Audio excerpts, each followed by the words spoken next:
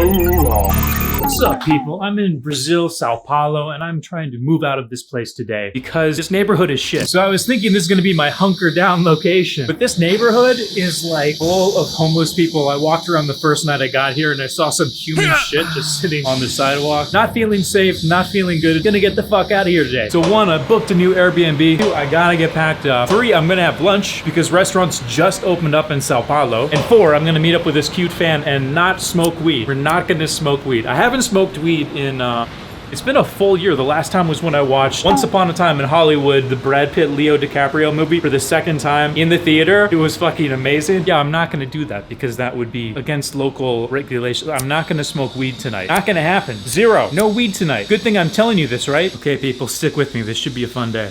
All right, that's all my stuff. Ladies outside waiting to clean the place. I need to get out of here. Let's get some lunch, and then by 3 o'clock, in 3 hours, I can go and move into my new place. Goodbye. This is actually a nice building, but I think this is like the first gentrification effort in this area, because this area is shit.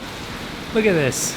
Nice building. All right, we got a mask up here. The shittiest mask ever. All right, I'm gonna get an Uber. So the regulation in Brazil right now is restaurants can be open for 6 hours a day. So I found a steakhouse that's close to the place I'm staying. We're gonna go there right now. Uber is 1 minute away. This neighborhood is so sketchy. I should not be holding a camera.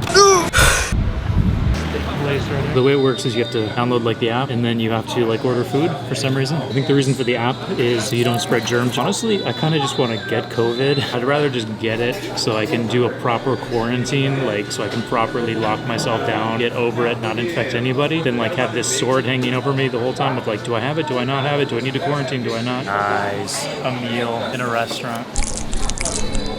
Kind of feels like pre-zombie apocalypse days. I cut my burgers in half. That's the way to do it.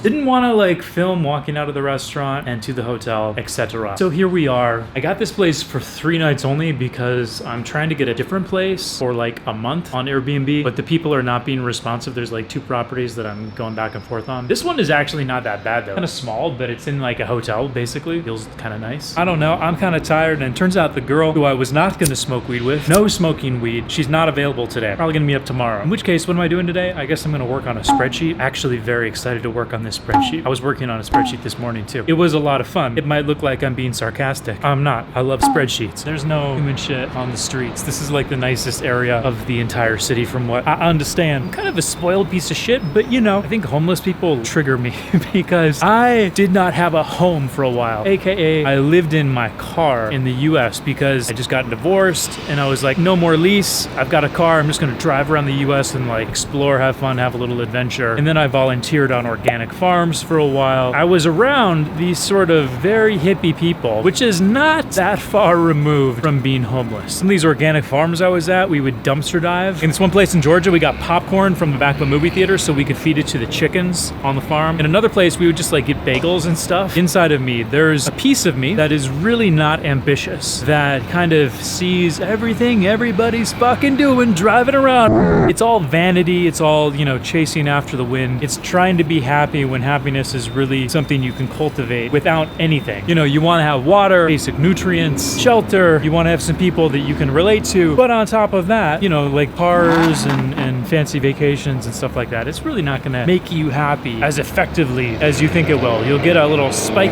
you'll get a blip, and then you're back to baseline. Either you can't change your baseline, in which case just kind of accept your baseline, or maybe you can change your baseline, in which case, why are you chasing after blips? Why don't you sit and meditate? Why don't you read, figure out your philosophy on shit? Anyway, this part of me that is really not ambitious, that I look away from the camera when I talk about because I'm ashamed that it's part of me. When I see homeless people, it's like me seeing fat people. I could see an alternate reality where, let's say I was homeless, I was accepting some sort of a government assistance program, I go further and further down that path, I'm building up all of this resistance to me being like, no, you just wasted your last couple of years, you should have been working hard, why were you being a bum? I'm building up that resistance to where I'm just going to stay in that lifestyle. I'm digging myself further into it. There's more cognitive dissonance for me to get out of that lifestyle. The more time you spend in it, I could see myself sinking into that 1 month at a time and just being shitty. There are different types of bums, right? You've got the cool traveling bum, and then you've got the people who are just living in their own filth and have like serious mental illness. One of the things that I learned when I went from like this volunteering organic farm bullshit to making money and getting expertise in something, when you have more money, you can throw it at problems that otherwise would just tax your brain. For example, I took an Uber to that steak restaurant, right? I was talking to one of the models in Belo Horizonte like a week ago, and she was like, hey, how are we gonna get to the airport? Are you gonna like schedule us a shuttle or something? I was like, fuck no, I'm just gonna get an Uber. She's like, yeah, it's expensive. I'm like, yeah, what am I gonna look at the bus schedule, go to a bus stop with my fucking bags, try to ask the driver if it's the right bus before I get off? Yeah, I could, and I have done that kind of shit before. I don't want to. It's a waste of fucking time. What am I talking about? What the fuck am I talking about here? See, this is what happens when you don't smoke weed with girls. You just sit around and become a philosopher. That's no fun. Better to get high with cute bitches. I think that's the real moral of the story.